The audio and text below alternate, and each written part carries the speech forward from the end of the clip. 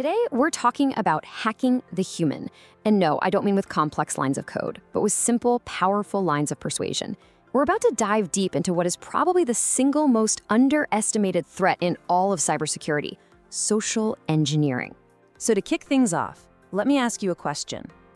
What do you honestly think is the biggest, most consistently overlooked security gap in most companies right now? Is it the firewall, the encryption? What is it? The answer, well, it's the space between the keyboard and the chair. Yep, it's us, it's people. See, modern attackers have figured out that the easiest way into a secure network isn't breaking through a digital wall. It's by tricking a person into opening the front door for them. So if people are the real target, then the weapon of choice isn't code, it's psychology. And that brings us right into our first section, Hacking the Human Mind, where we'll explore exactly why our own brains have become the new favorite backdoor for criminals. Okay, so what are we really talking about when we say social engineering? At its core, it's the art of manipulation. We can forget about complex algorithms for a second. This is all about exploiting the fundamental human wiring: our trust, our fear, our curiosity. The very things that make us, well, human. Let's put it this way. On one hand, you have traditional technical hacking. That's all about targeting machines and systems, finding flaws in the code. But social engineering, that targets people and trust by finding predictable flaws in our psychology.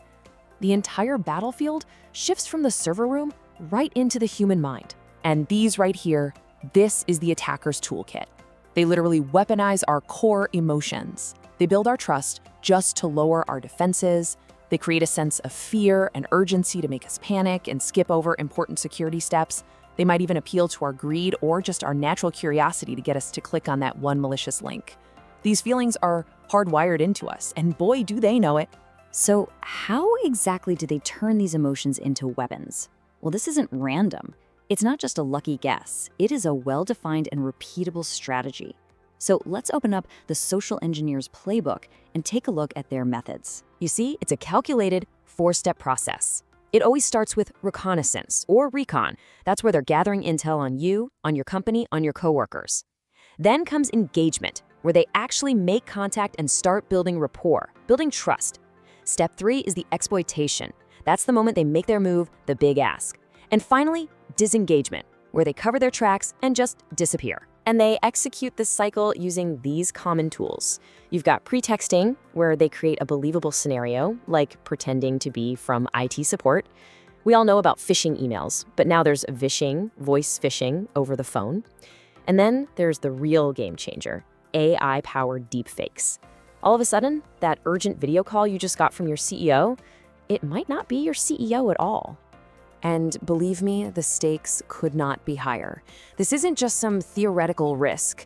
We are talking about real companies losing millions, sometimes hundreds of millions of dollars, and having their reputations completely destroyed, all because one well-meaning employee trusted the wrong person at the wrong time. Okay, so that's the problem. It's big, it's scary.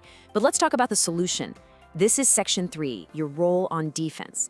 And this is all about how every single employee, from the front desk to the corner office, can become a human firewall. The very first step is just learning to spot the signs.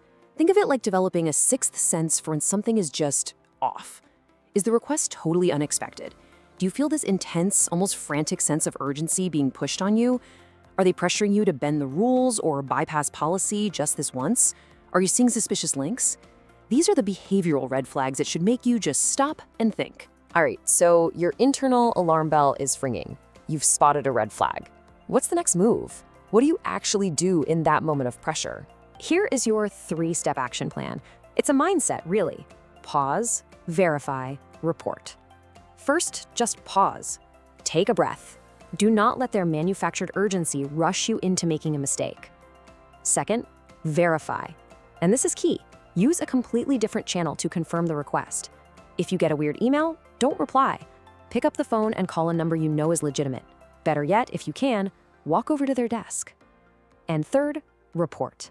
Tell your security team immediately. Even if you think it might be a false alarm, it is always better to be safe. But here's the thing. Individual action is crucial, but it's not enough on its own. To be truly secure, this has to be a company-wide effort. And that brings us to leadership's critical mission, building a culture of security from the very top, all the way down. You know, this quote really says it all. Cybersecurity is a team sport and leadership is the captain. If the executives, the people in the C-suite, don't publicly and constantly champion security, nobody else is going to take it seriously. That tone at the top is absolutely non-negotiable. And that leadership support means investing in training that actually works. We have to forget the old school, once-a-year, boring workshop that everyone clicks through. Effective training today is gamified. It uses real-life simulations. It's delivered in short, continuous, bite-sized chunks. It's tailored to specific jobs, because what finance needs is different from what HR needs. And it uses storytelling to make the risks feel real and relatable. And hey, if you need proof that this new approach is worth it, just look at the data. It's not even a close call. After one of those standard, boring annual workshops, employees retain maybe 20% of what they learned. But when you switch to continuous micro-learning, that retention rate skyrockets to 75%. The investment clearly pays off. All of this leads us to our final and maybe most important section, building a human firewall. This is where we take all these pieces, the individual awareness, the leadership buy-in, the effective training, and we turn them into a cultural reflex, something your company does without even thinking. So how do you do it? How do you bake this into your company's DNA? Well, security has to be a priority in the boardroom. You should appoint cybersecurity champions in different departments to be local experts. You've got to communicate constantly with tips and updates. And this last one, this is huge. You have to reward, not punish, employees for reporting suspicious things.